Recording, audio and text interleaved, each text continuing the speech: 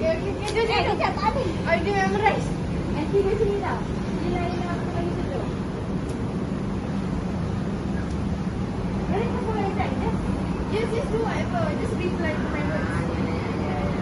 Louder. Must be fierce ya, Adam. Jangan be like